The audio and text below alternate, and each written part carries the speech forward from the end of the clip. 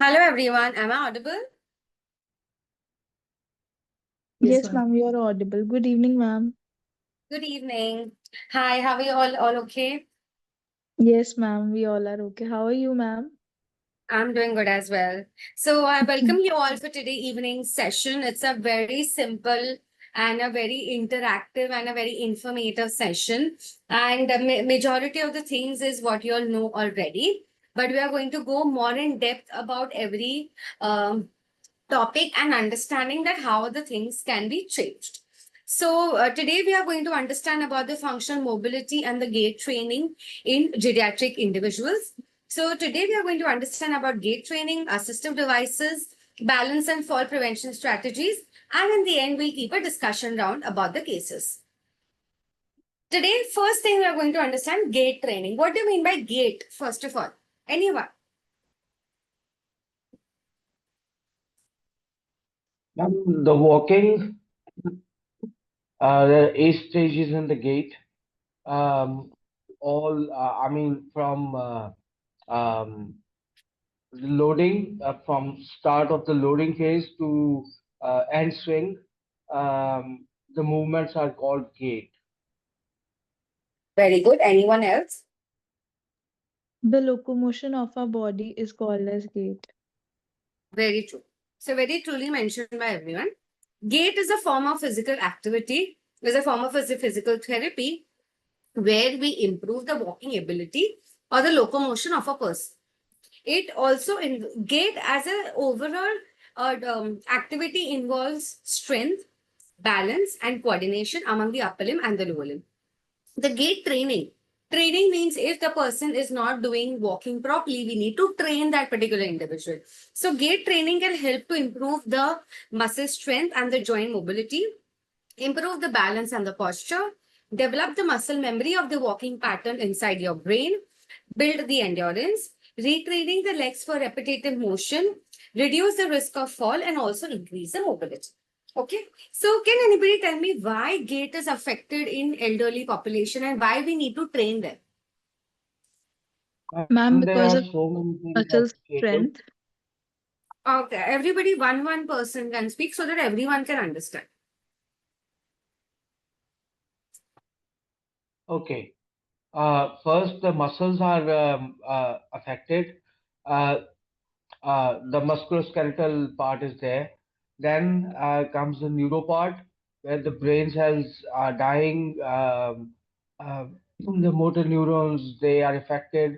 Um, in musculoskeletal, there are so many parts, like muscle strength, ligaments, range of motion is affected, um, and cognitive functions, they come third.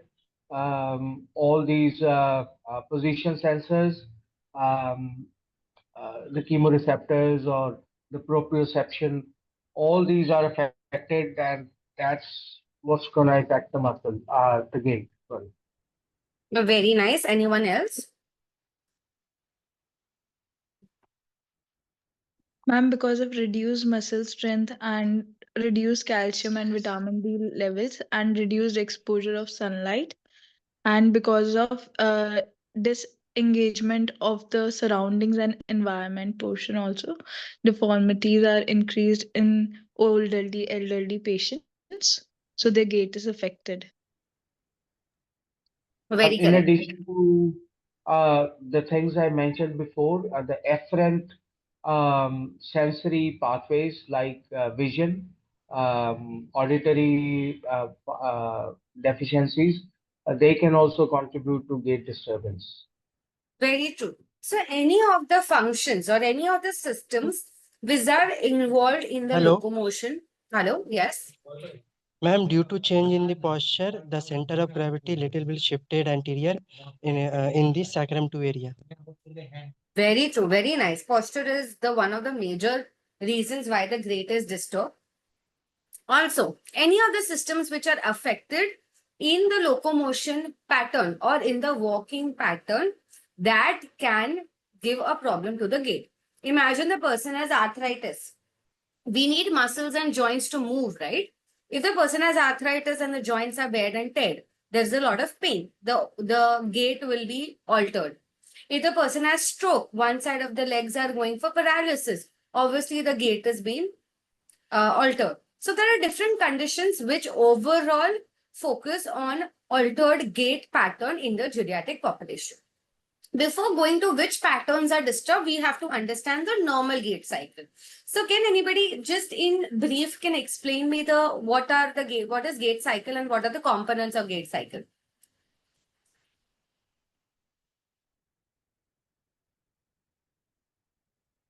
Anyone?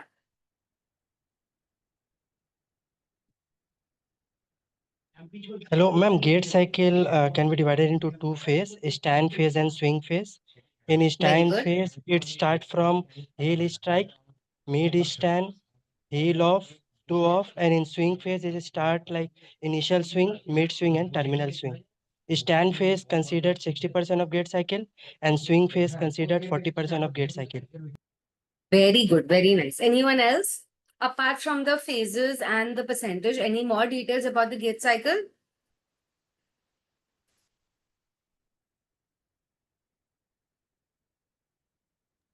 There's initial contact, loading response, mid stance, terminal stance, and all these 4 swing phases. That's make it 8 phases in the gait cycle. Perfect. So as we know, a normal gait cycle is we need to understand that first. If we understand the normal gait cycle, the altered gait cycle will be easy to understand. In the normal gait cycle, there are stance and the swing phase. Stance is 60% of the gait cycle and 40% is the swing phase. So every particular phase of the gait cycle has different muscle groups which are working. Okay. The movement happens from the hand to the pelvis, to the hip, to the knees, and to the ankle, and also the toes. In the heel strike, majorly your heel come in the contact, which is the initial contact to the new gait cycle. That's when your dorsiflexors work majorly. Your knees and your hips is in the anterior translation because your body is moving ahead. That's how the different muscle groups work. So with the age, the posture is a major complaint which the person has. The people go for more kyphotic posture with forward head, with more protruded shoulders. The knee goes for little bent, because of which the center of gravity pushes forward. When the center of gravity pushes forward, the swing phase is reduced and there is increase in the stance phase because the person needs more balance. So every particular condition has an altered gait cycle, which we need to consider. So walking difficulties is the most common and the costly problem which happens in the old adults. It contributes to the loss of independence, higher rate of morbidity, increased mortality. Walking is a complex task that places the demand on musculoskeletal, cardiopulmonary, and the nervous system. Everybody clear till now? Any difficulties? No, ma'am. So now just see the picture on the right side. Can you tell me what will be the altered gait components in such posture? Anyone? Apply your gait cycle in such individual and tell me that which of the components will be altered. I'm in this picture, the patient is kyphotic and Very good. The center of gravity would be shifted forward, and a patient will have a difficulty in balancing during the swing phase. That's why the gait would be slow. Gait would be um, how to explain that? Reduced Yes, Mohammed. reduced single leg support, ma'am. I cannot hear what? Reduce a single leg support, ma'am. For the Single leg walking support time is reduced. Yes, correct. Yes. Very Ma'am, good. Anyone cadence else? will increase. It's also Cadence will seen in the increase. fascinating gait. That is also seen in Parkinson, as the elbow is also flexed and knees are also slightly bent, and stooped posture is also seen in this. Yeah. So which of the gait cycle, as somebody mentioned that the single leg support time will reduce. there will be more of stance phase. The swing phase will be less. So which other components are affected in this posture? Anyone? Please think Cadence will about it. increase. And cadence will increase. Cadence. What is cadence? Yes, very true. Correct. Number of step, ma'am, per minute. Perfect. When there is more swing phase, the cadence is less. As you know, the swing phase is very less in such individuals. So the cadence or the steps will be more. Anything else? What about the stride length or the step length? Reduced, ma'am. Reduced, ma'am. What is stride and the step length? Would be more like baby steps. Yeah, that is true. Can anybody define what is stride length and the step length? Ma'am ma'am मतलब same leg same feet का अगर ma'am ये देखा जाए the distance between same feet in कैसे समझाएं It's okay. You can explain in the language what you like. No problem. Bolo.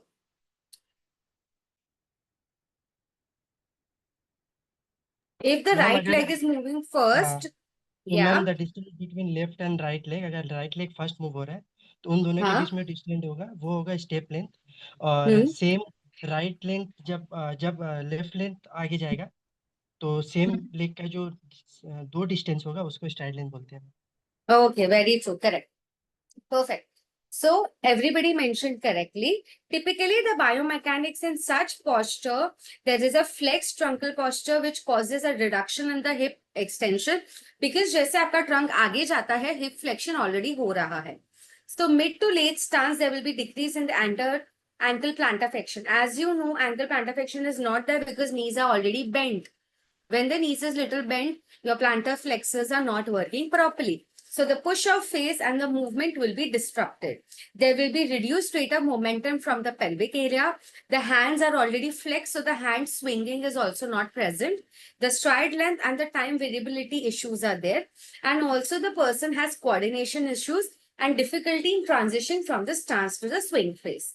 Did everybody understand how to analyze the gait in geriatric population and how to find the altered components? Yes, ma'am. Yes, Perfect. ma'am. Yes, ma'am. So now everybody has to tell me different type of gait alterations. Anyone? What are the different types of gait? And High in which step condition is you see? Yeah. during foot drop, the high step is gait. Very good. Uh, Super. Ma'am, an antalgic gait, which is majorly Ataxic gait. Yeah. A Ma'am, scissoring similar gait. gait Ataxic seen and in antalgic gait. CP. Yeah. Antalgic gait is seen in which condition? Ma'am, when Knee the pain. person feels pain, Yeah, any pain or surgeries. Okay. so the When is person tries ataxic? Ma'am, handle the get gait in the hip flexor, hip abductor weakness. Very good.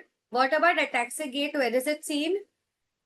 Ma'am, in case of cerebellar signs, Very good. What about Ma'am, somebody mentioned circumdactory gait seen in stroke and waddling gait seen in circumdactory gait and pregnancy. stroke? Perfect. What about the scissoring gait? CP, ma'am. in Scissoring CP gait seen in cases, CP and due to one tightness of quadriceps adductor. gait, that is hand to knee gait, is also seen. Very good. In quadricep paralysis, hand to knee gait is very true, which is specifically seen in polio patients. And any other gaits, what you all can think?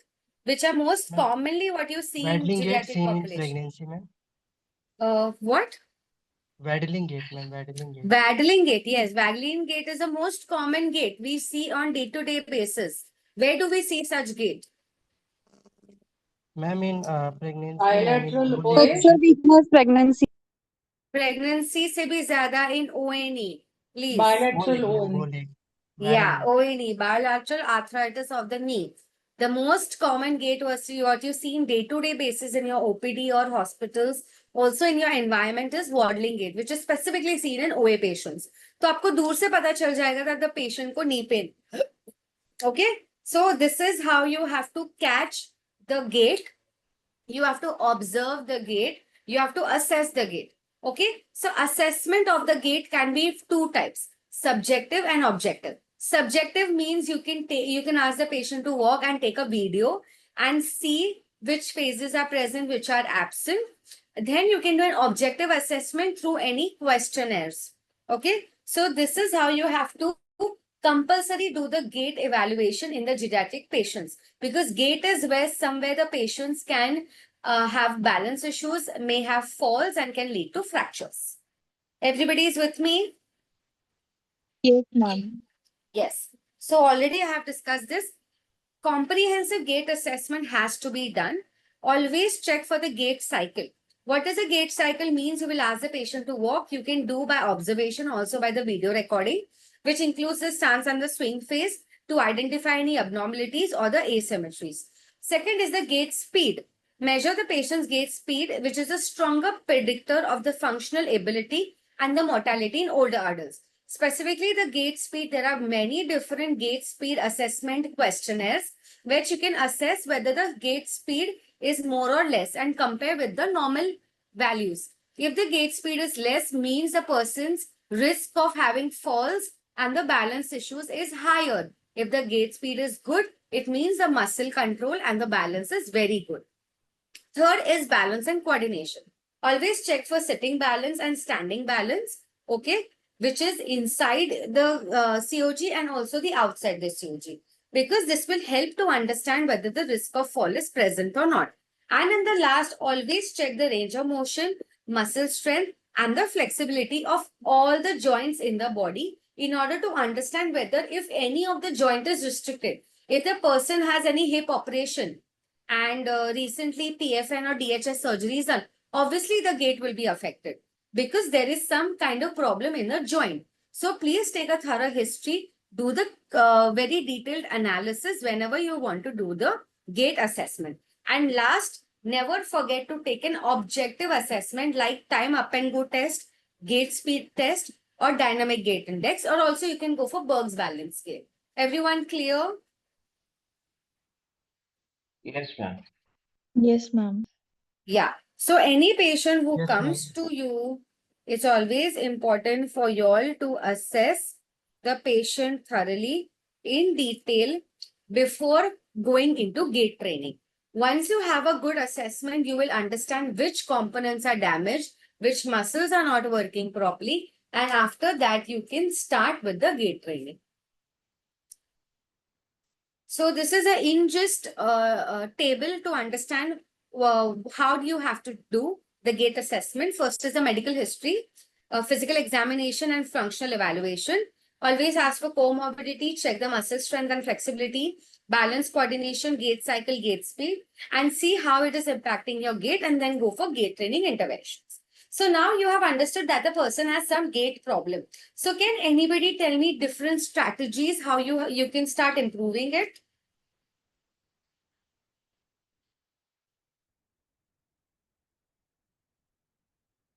Any strategy which comes in your head.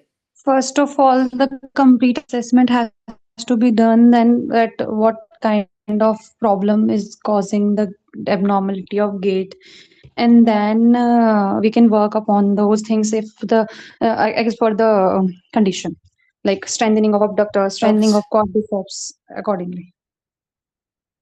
Yeah, strengthening is one of the problem. Okay, like this is one of the interventions. Apart from that, any other interventions? Balancing exercise. Postural control training, very good. Balance training and Audio visual Endurance training, enhancement. ma'am. cannot hear what? Endurance training, ma'am. Endurance training. Yeah, endurance training is one of things to increase the gait speed and sit to stand, walk in front of mirror, dynamic balance control, very good. Can anybody give me one example? How will you train any person who wants to do gait training?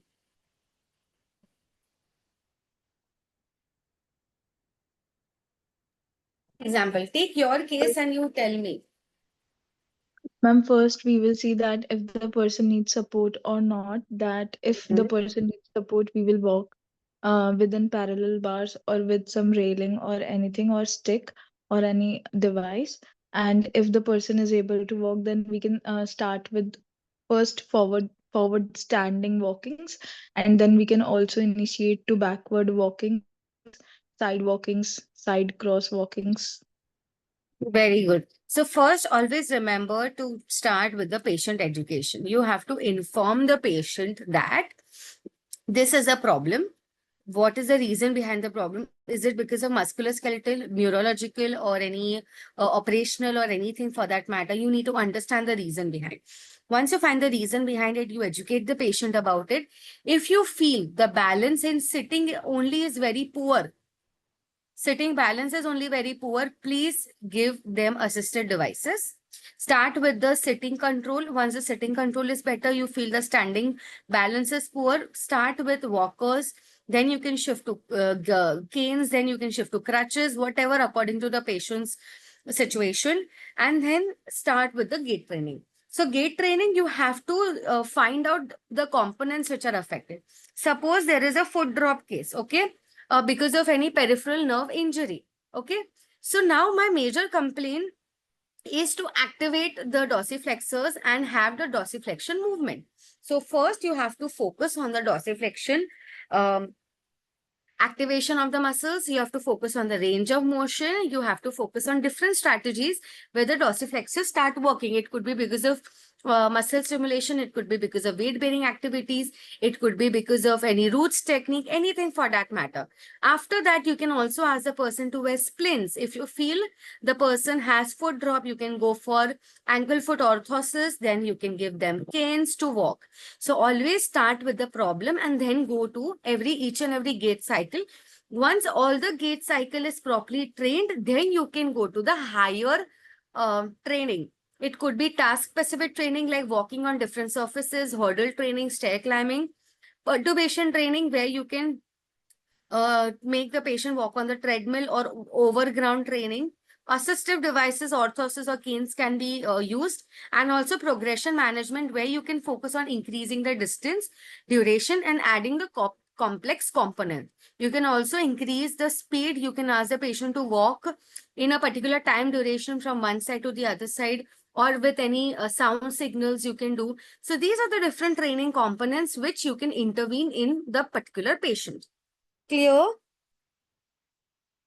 Yes, ma'am, clear. Okay. Yes, ma'am. So this is one of the gait training exercise program which I had created for my patient.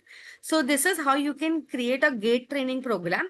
So we can focus on balance and mobility where you can focus on single leg stance where the single time support increases. Heel to toe walk where you focus on your gastrocnemius and your dorsiflexor movements, and ankle pumps. Then next day, we can focus on strength plus balance where you can focus on mini squats, step ups and side step shuffles where you target your quadriceps muscle, abductor muscles, and also your glutes and the hamstring muscles, because these are the muscles which are required for gait training. Then functional and endurance training where you can focus on any interval training exercises like walking and sit currents, obstacle or hurdle training, and straight leg raises. And last could be a progression where you can add holds and add resistance to the squats or the walking. Everybody clear? Any difficulties? No, ma'am. Okay. So now we are going to come to assisted devices. Why do you feel assisted devices are common for geriatric population? Why? Anyone? What does assistive device do? They, ma'am, as in geriatric population, they develop a fear of fall, and they develop that movement is not good. They might get affected. They might get injury due to that. So, introduction of assistive devices makes them feel independent, that they are not dependent on anyone else to walk or to do their ADLs. They have they can use their assistive devices and do their ADLs by themselves. Very good. Good answer. Anyone else?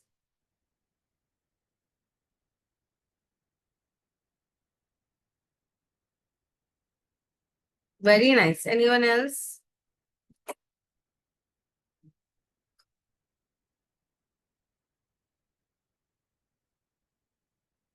Else? Ma'am, to prevent deformities also. Yes, correct. So assistive means helping. Okay. As we know in geriatric population, the major problem is their balance, their coordination, and their strength. If there is no strength and the person gets a little support, they can always walk better. They always have a fear of fall. To remove that kinesophobia, to improve their confidence, to improve their activity of daily living, to make their quality of life better, that's how the assistive devices are made.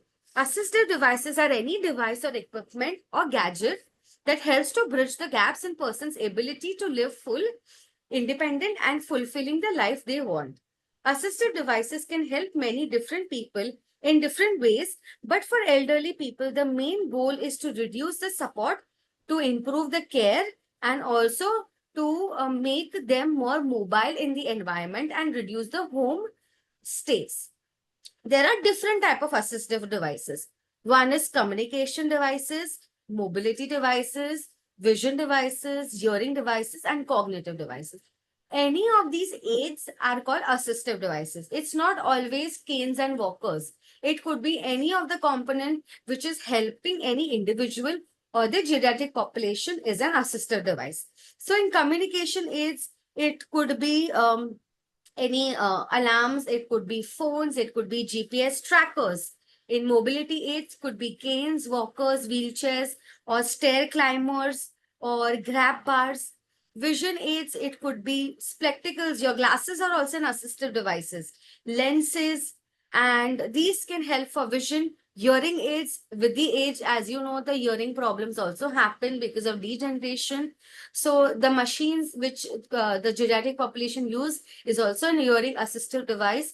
Cognitive aids could be memory aids like alarms, then they have reminders in the phone. They have special utensils which will help the patient to improve their mobility, and also grab bars. So these are the most common assistive devices what we use in geriatric population to improve their mobility and make their quality of life better. Clear? Yes, ma'am. Okay.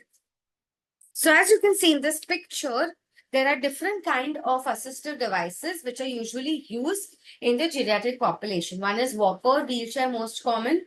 Communication aids like phones and speakers, BiPAP machines, toilet grab bars. As you know, the major falls happen inside the toilet. So you have to create the washroom with the grab bar so that they can walk easily, they can stand up from the commode easily. Home adaptation, if you feel that you have stairs inside the homes, you can use stair climbers. Adjustable beds, if you know the patient is bedridden or the patient has very less mobility.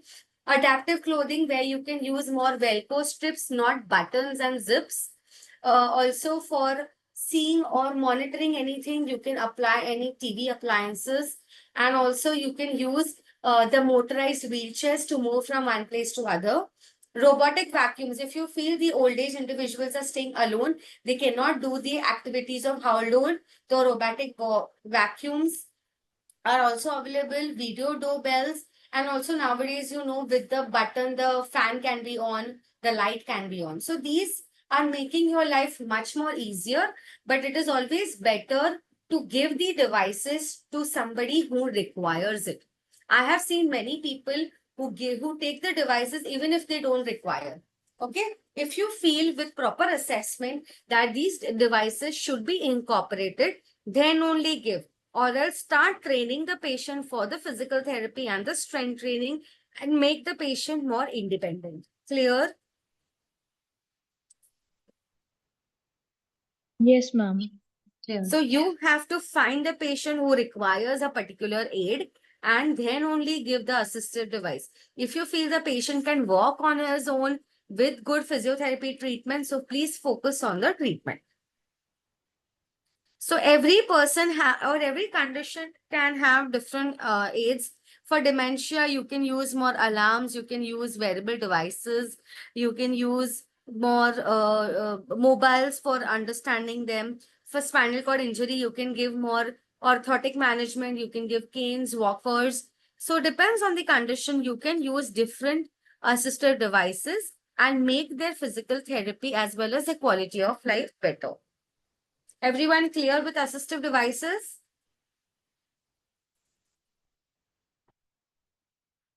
Yes, Yes, ma'am, clear. Decide the person needs assistive device. That's what I mentioned. So if you feel that in one condition where the weight bearing is minimal, okay, you can give a standard cane. If you feel the weight bearing is intermittent, you can give an offset cane. What is an offset cane? Where there are 3 pods. Where the weight bearing is more done, you can always give a quadrupod cane. In weight bearing conditions where you feel that the person is not able to balance well, and the weight bearing is very less, always give four-wheeler walker where there is more support. Where there's intermittent, give forearm crutches. When there is often weight bearing, you can give more standard walker. And if it is constant weight bearing, then you can give the normal walker. So depends on the patient's condition and your assessment. You can decide which person needs a cane and which person needs a walker. Always check the balance, always check the strength. On that basis only, you can decide which has to be given at when time.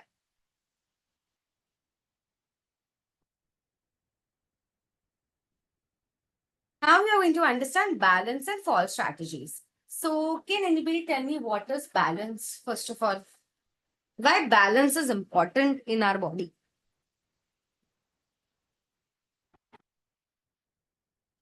To do Ma'am, any kind balance of is movements, to necessary. perform any kind of movements, balance is required so that we do not get fall and get Okay. injured. Which Ability to system? maintain the center of gravity, COG, ma'am. Yes, perfect. Which system controls balance? Hip and ankle.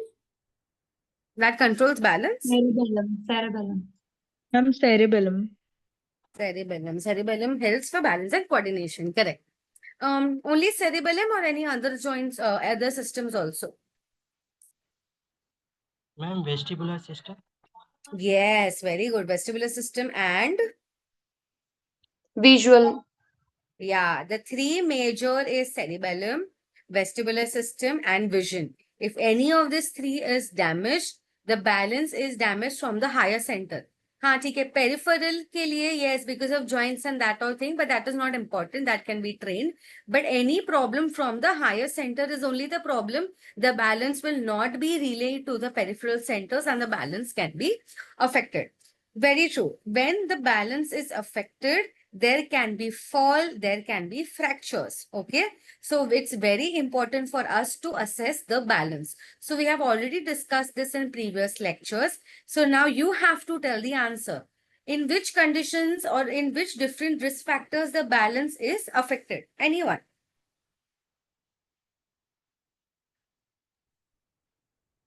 Parkinson's. Parkinson's, yes. Why? Give me the reason. Because of kyphotic posture and tremors and Ma'am, it's because of the neurotransmitters. They are not transmitting properly, and the reaction time falls off. That's why difficulty in Parkinson's. Very good. And Parkinson's done. Anyone else? Ma'am, in case of vertigo also because of BPPV. What happens in BPPV?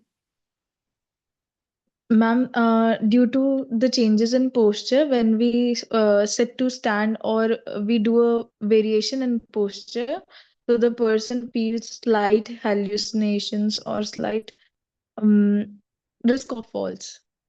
Hallucinations? No. In BPPV, what happens is the crystals which are there inside the inner ear come out, and that's when the person feels dizzy because they feel that the entire equilibrium is changed. That's when they have a loss of balance. There is no hallucination. They feel dizzy, they feel giddy, and they feel that everything around them is rotating. Okay, yes. BPPV, Parkinson's, and what are the other major geriatric Ma'am, conditions where orthostatic balance? hypotension. Orthostatic hypotension. Very good. What happens in that and where is it seen? With change in posture, the patient feels like the blood pressure drops, so patient feels dizzy and Blood pressure. prone to fall. So why does the blood pressure fall in geriatric population? Ma'am, because the heart is not able to pump against gravity. So when while lying to sitting and while sitting to standing, it when the blood isn't properly pumped up to brain, so it feels like falling. Okay, okay, very good. Anyone else? Orthostatic hypotension, yes. Any other common condition in geriatric population where balance is affected? Think. Ma'am, recurrent ankle sprain. Yeah, musculoskeletal condition. Yes, it could be anything, knee or ankle. Yeah. Neuropathy. Osteoarthritis, yes, osteoarthritis. If there is any joint pain, joint swelling, any deformities, postural problem, that's when the center of gravity will change and the person can have imbalances. And also with the sarcopenia and osteoporosis, your bones will not function properly. Yes. Somebody was Diabetic telling about neuropathy. neuropathy. What Yeah, is diabetic neuropathy? neuropathy. Yes, diabetic neuropathy. What happens in diabetic neuropathy? Ma'am, due to diabetes, like chronic diabetes, the nerves get affected, especially peripheral nerves, which makes them feel actually the peripheral nerves, especially of legs and hands, they lost control because of that. Like the functions is not properly formed. Okay. Yeah. So diabetic neuropathy, when the person has uncontrolled diabetes or uncontrolled increase in sugar levels, they start having chronic inflammation, which starts damaging the peripheral nerves. And as you know, the main function of peripheral nerve is to relay the messages. If the peripheral nerves goes for degeneration, the relay of messages will not happen, and the person will not understand where the joint is, where the proprioception is, where the joint position is, and the balance can be affected. Clear? Yes, ma'am. Ma'am, because of reduced eyesight. Yes, eyesight, very true. If the vision is a problem, they will not understand where they are putting their leg, where they are climbing, what is the surface, is it wet, it is slippery. They will not understand, and the fall can happen. And the balance can be triggered. Infections, Not audible, what? ear infections. Ear infections. Yes, ear infections could be if it is affecting the inner ear, but if it is an external ear, it will not damage the balance. Yeah. So now, how do we assess balance? Anyone? What do you do to assess the balance? Test. Not audible. What? Functional reach test. You'll directly reach to the tests. Before that, you will not do anything. Ma'am, history taking and complete assessment Yeah. would be Yeah. history Before that taking. also. Before that.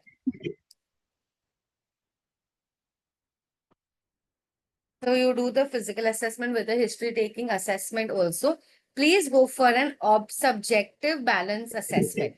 Every position you have to start balance. In sitting balance and standing balance, walking balance, climbing balance, you have to check everything. And after that, go to the outcome measures. Okay. So what are the different outcome measures for balance assessment? Functional reach test. Functional reach Berg test, balance yes. scale. Berg's Balance balance scale. And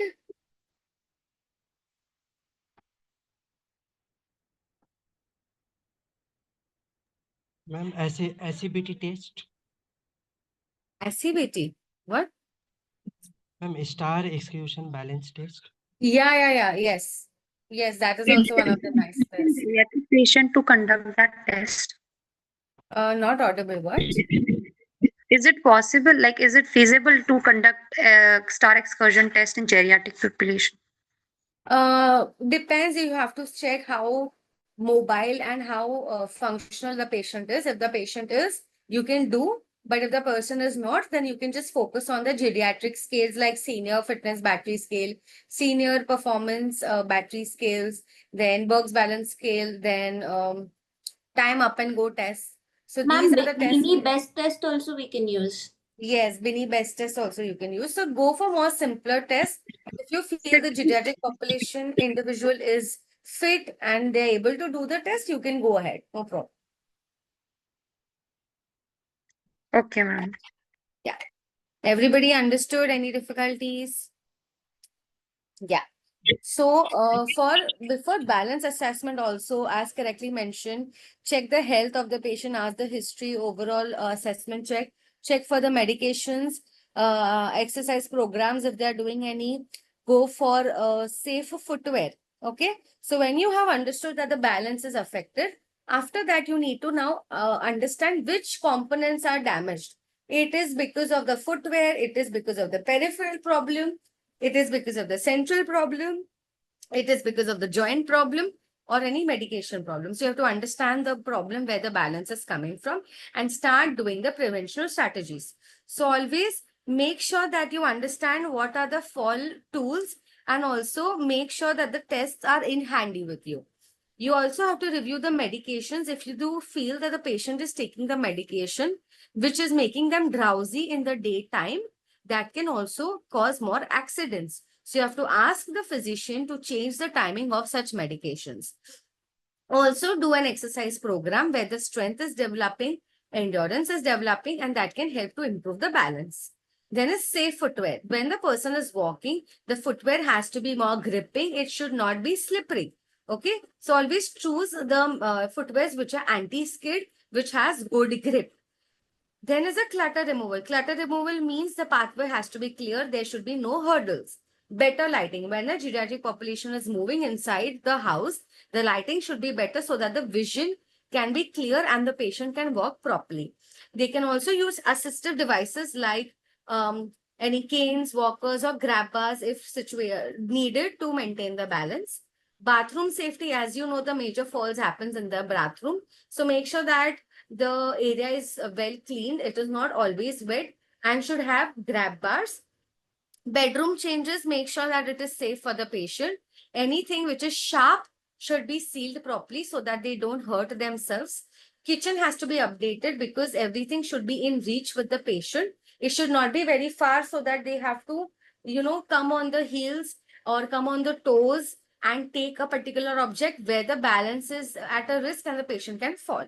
And stair safety, always add railings and visibility. So these are the major changes what you have to do to prevent fall and improve the balance.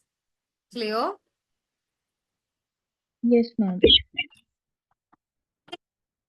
Different strategies or exercises to improve balance.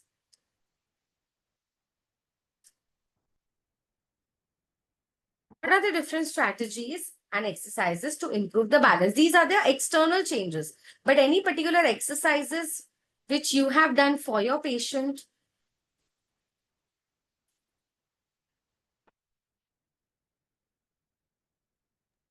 Tandem walking. Otago exercises, yes. Otago exercise is a type of exercise to improve balance. Very good. Tandem walking, yes. And Hurdle walking with hurdles. hurdle training, yes. Ma'am, Frankel exercises. Frankel exercises for balance and coordination, yes. Pelvic Reaching shifting and activities. Reach outs and pelvic shifting and single leg stand. yeah, reach outs, pelvic shifting, single leg stands, double leg stands, hurdle walk, tandem walking, then training on different surfaces, then giving any activities outside the base of support. Then you can make sure that one leg is in the air and doing the activities. Then hurdle walking, then you can do figure of 8 walking with the eyes open and the eyes closed to challenge the balance more. So then you can add the assistive device, and slowly when you want to progress, you can remove the assistive devices. So this is how you start training the balance. Please find out the major component which is affected for the balance and start training that. Once you find the problem, you can train it easier. Any difficulties, anyone? Ma'am, we can also make them do two activities at a time. Like while walking, we can make them throw ball and give it like ball throwing Yes, and so that is a multitasking activity or dual tasking. So dual tasking has also shown very good improvement to improve balance and coordination also. Okay, it makes the cognitive power of that particular individual better. So first start with the basic exercise, then you can go with the task oriented exercise, then you can go with the dual activity or multitasking activity. Okay? Yes ma'am. Ma'am मुझे कुछ पूछना है। Yes. Ma'am अगर कोई particular patient ऐसे 800 और 500 metres भी चलने के बाद ऐसे स्पीड स्लो हो रही है ग्रेजुअली, तो फिर उस केस में हम क्या कर सकते हैं कि मतलब उतनी फास्ट नहीं हो पा रहा जितना 65-70 इयर्स के उस एज के लोग वॉक कर पा रहे हैं, तो फिर उस केस में हम ऐसा क्या करें कि वो स्पीड थोड़ी सी स्पीड इंक्रीज। बेटर हो उनका। या हाँ सो जी, हाँ फर्स्ट जी। उनका रीजन क्या है स्पीड कम होने का? मैम ना ही कोई सेरेब्रल इशू है, ना ही कोई विजन प्रॉब्लम है, ना ही कोई हियरिंग डिफिकल्टी है। इन तीनों में से कुछ भी नहीं है। हायर बस मेंटल वर्टाइगो प्रॉब्लम? है उनको। वर्टाइगो है उनको। अच्छा, हायर तो इज मेंटल इट प्रॉब्लम भी नहीं है। She is any able to do all Parkinson's? Activities on her own. No ma'am, no, no Parkinson. Any old history of any neurological condition? Hip replacement Hip around 10 years। replacement. Yes Okay, और ma'am. बाकी कोई joint में pen वगैरह भी नहीं है, right? बाकी कहीं भी कुछ भी नहीं है। मसल स्ट्रेंथ भी सही है सबकी। So is it because she has a fear that she will fall because of vertigo? No ma'am, she doesn't have fear of vertigo, but she feels the risk of falling. She has a fear of falling, I So mean. exactly, right? तो काइनेसोफोबिया है ना उनको। हाँ ma'am. So in kinesophobia, as we know that we have ruled out the higher centers, we have ruled out the musculoskeletal condition, we have ruled out her strength and endurance. So now it comes a kinesophobia. So in such patients, it is always better to go with more psychosocial training. ठीक है? ये patients में logic काम नहीं करेगा because already fear है। तो fear क्यों है? बिकॉज उनके हायर सेंटर्स में वो अंदर उनके एमिगडाला में एक्सपीरियंस हुआ है कि वो गिर जाएंगे। So we have to remove that fear. So how will you remove the fear? First of all, you have to listen to what the patient wants. अगर patient बोल रहा है कि मैं वॉकर के साथ चलूंगी, ठीक है, उनको वॉकर दो। Make them उनको खुद को realize करवाओ that they are doing better. So what you can do is in such conditions, you can ask the patient to use a walker or the cane and walk fast. So they know now they are able to walk fast, they are not going to fall. So create a safe environment around the patient to give them confidence that they are not going to fall. First, उनको ऐसा मत बोलो नहीं नहीं आप कर सकते हो, आप छोड़ दो. They will be more scared and then they will not do the activities. Second, you make sure that you take more help from the caretaker or the family member to give more confidence. Also, you can do more comparison study. You can ask any same age female or any of her friend to do the exercises and walking with her. So while seeing other people, she will also start walking faster. Okay. And sometimes you can also always give task oriented activity. So you can ask the patient that you take one bottle from point A to point B. And आप जितना जल्दी उसको वहां पे पहुंचाओगे उतना आपको rewards मिलेगा. So that's how they will start walking faster. Okay. So you have to play more reward oriented and psychosocial oriented activities rather than being more logical in such patients. Okay. Okay ma'am, thank you ma'am. No problem. Can I If add something? is gradually slowing down when walking, it could be the endurance issue as well. Endurance issue as well, yes, but the strength is better. So endurance could be one of the components where the speed is less. But as she mentioned that she has a fear, she is scared that she will fall. So she's automatically reducing her speed. Yes, but endurance issue can also be happen. So it is always better to check the endurance. Ma'am, Hello, ma'am. sometimes breathing issues also cause patients to slow down after some time.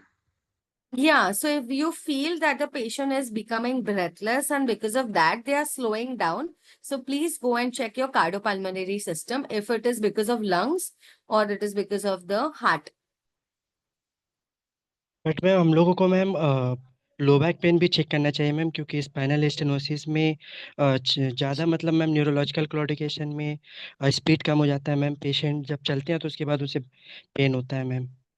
Yes, but इसमें हाँ वो check करना चाहिए obviously. Or I have already mentioned musculoskeletal system has to be checked before going anywhere.